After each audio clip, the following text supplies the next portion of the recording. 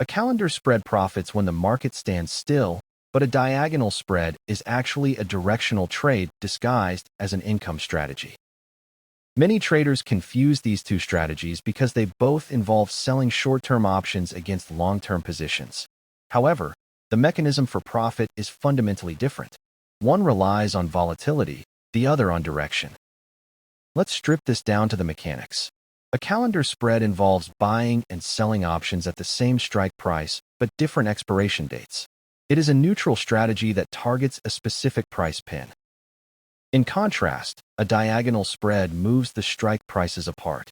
You are typically buying a deep-in-the-money option for the long term and selling an out-of-the-money option for the short term. This creates a directional bias. The calendar spread is primarily a volatility play. Because you own a longer-dated option, you are long Vega. You want the stock to sit still, but you want implied volatility to explode higher. Why does the calendar love volatility? The back-month option you bought is more sensitive to Vega than the front month you sold. If volatility rises, your long option gains value faster than your short option loses it. Now look at the diagonal. This is often called the poor man's covered call because the deep IDM long option acts as a surrogate for owning the stock. Here, delta is the king, not Vega. With a diagonal, you need the stock to move in your direction, but not too fast.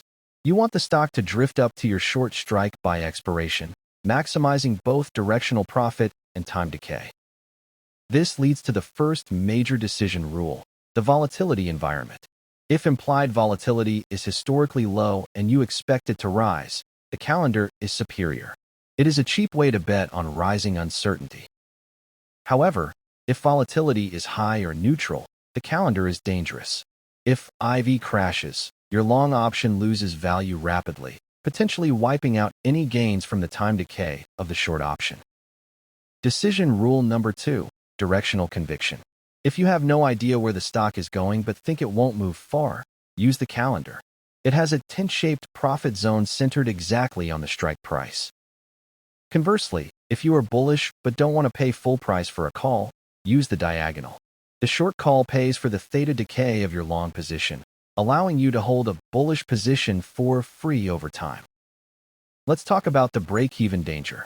A calendar spread has 2 break-even points, making it a defined risk range. If the stock blows past your tent in either direction, you lose the debit paid. The diagonal has a different risk profile. If the stock crashes, you lose just like a stock owner. If the stock rockets up too fast, you might actually lose money if the short leg gains value faster than the long leg. This is the negative Vega trap of the diagonal spread.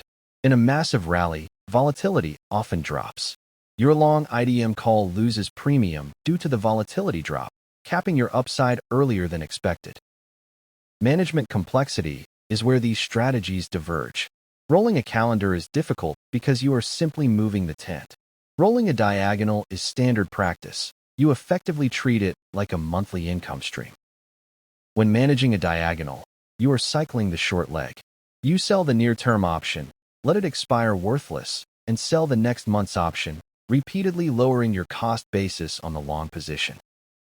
For the calendar, if the stock moves to your break-even point, the best management is usually to close the trade. Attempting to adjust strikes often increases risk without adding enough probability of profit. Let's look at capital efficiency. Calendars are generally cheaper to enter. You might pay $200 for a calendar versus $800 for a diagonal on the same stock. But the diagonal has a higher probability of profit in a bull market.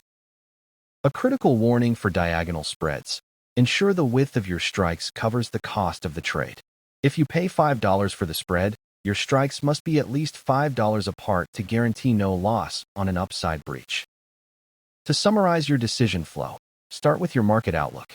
Are you betting on a specific price target for a specific date? Or are you betting on a directional trend over several months? If you are strictly hunting volatility expansion, the calendar is your tool. If you want to replace stock ownership with a leveraged, income-generating asset, the diagonal is the superior choice. Remember, options are about trade-offs. The calendar trades direction for volatility exposure. The diagonal trades volatility exposure for directional leverage. Choose the risk you are willing to carry. Master the Greeks before you trade the setup.